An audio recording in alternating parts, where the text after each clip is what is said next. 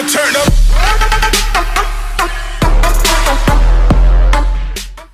What up is Marcus with Dynasty Football Dads. I have Jackson here. He's been squirming around a little bit, so he might have some input on some of these second-tier running backs. So these are running backs not in the top 3, not in the top 4. This is like 5, 6, 7, right on the cusp of like, what do we do with these 3 running backs? So stay tuned. We're going to be going through these 3 running backs, but first, we're going to be giving away a Jerry Jeudy signed jersey. Look at that. I can do that with one hand. A nice little flip. But it's a free signed jersey. When we hit 1,000 subscribers, we'll give it away to one of you guys. All right, so the running backs that we're going to be going through are Jamal Jefferson, Michael Carter, and Trey Sermon. And so the big problem is there's a huge drop-off from the top 3, 4 running backs all the way down to the 5, 6, 7 here. So let's go through what each of these prospects does good, some of their tape, some of their analytics, you could say, and then we'll go through where we would draft these in Superflex leagues and 1QB leagues. So let's start off with Jamal Jefferson. He's 5'10", 210. I'll be throwing his stats right over here. He had a very interesting career because he started off so hot, and then his career got worse and worse, it almost seemed like. So Jamal Jefferson, 5'10", 210. He had a 4.6 40. So if we're looking at ultimately what his combine is, it was absolutely horrible if you look at that, because his 4.640 was his low, but if you look at it, he was 5th percentile in spark rating, and I had to write this down again, but it was 89. So that is very, very, very bad. We want good spark score. Spark score is basically an overall of like, what does your bench, agility, speed, like all of that, what does that all entail? And an 89 is not good. I'll just let you know that. That's 5th percentile. It means he's better than 5% of the running backs that show. That means 95% are better than him, which is a problem. He was good in elusiveness, though, and breaking tackles. Pro Football Focus rated him at a 72.3, which is good. He does have good vision. He is physical at the running point, but he can... he can also additional receive as well.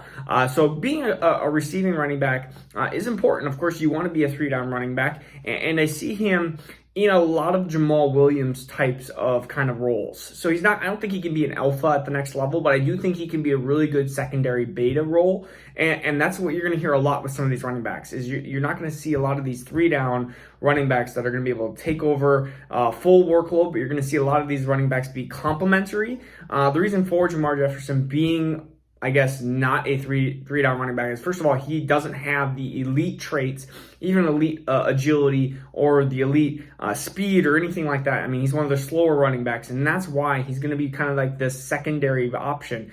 And I could see him being kind of this Jamal Williams type, like play a little bit of second down, play a little bit of third down, kind of be this change of pace, not even change of pace, just be this kind of like, I'm going to give you the breather for a drive. We'll have to see where he goes, because that'll be a very interesting point. Number 2 is going to be Michael Carter, and he had 9 TDs as a freshman, 108 touches. I mean, he is electric. I mean, 4-star recruit. So if you look at him compared to, of course, Javonte Williams, who is a top 3 running back, almost consensus across the board.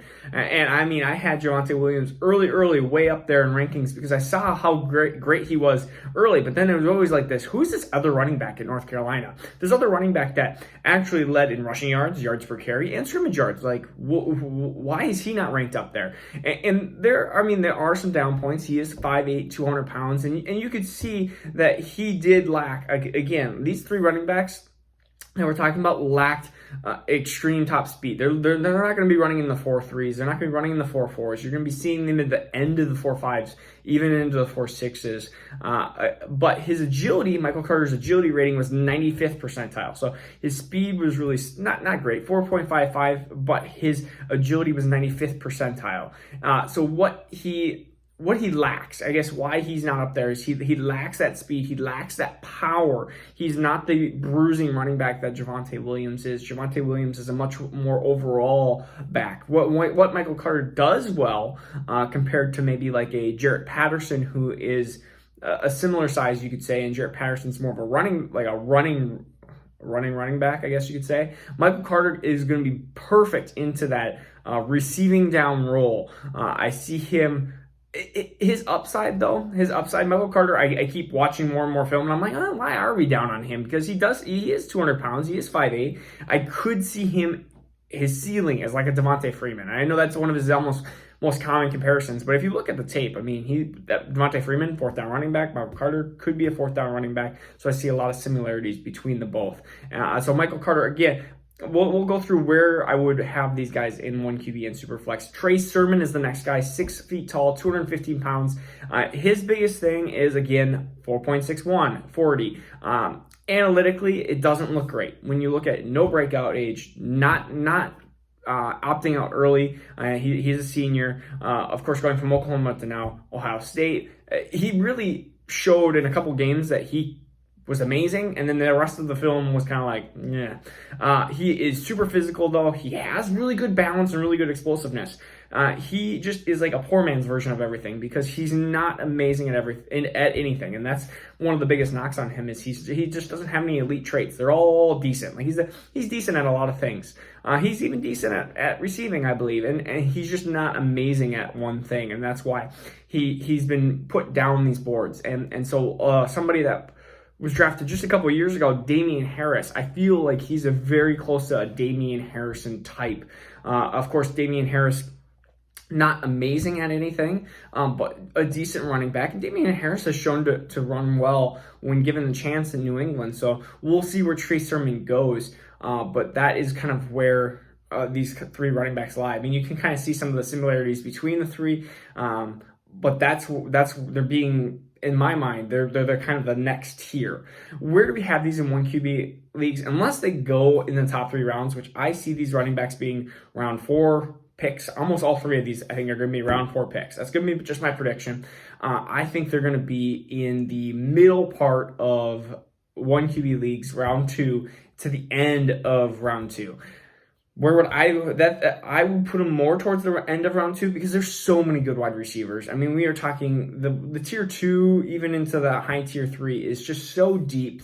I mean, we are talking about we have from Elijah Moore to Ross St. Brown to Tylan Wallace to Terrace Marshall, and the list keeps going and it keeps extending. And you're going to have some of these wide receivers that are in tier 3 that get drafted early, and wide receiver or the round 1's almost all blocked up already. So you're already talking about those wide receivers I talk about are usually round 2 players. So it's really blocking up. And in Superflex, we were talking about these running backs might be early round 3, which is, I know, tough to think about, but really realistically, I can't draft some of these running backs unless they are round, like if Michael Carter gets somehow drafted end of round 2 or early round 3, then maybe we're having a conversation about him being put up the boards. And one of these running backs I think will, in overall, I'm not saying these 3 running backs, I'm saying overall, I think one of these tier 2, tier 3 running backs is going to get drafted really early. And it might be an interesting team like Houston. And then we have to sit there and go, okay, does that make sense?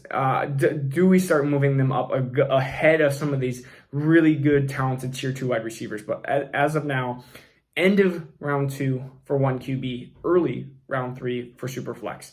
That's where I would put Jamal Jefferson, Michael Carter, and Trey Sermon. So this is Marcus with Dynasty Football Dads, where we do daily Dynasty videos. Peace out. See you tomorrow. Now turn up.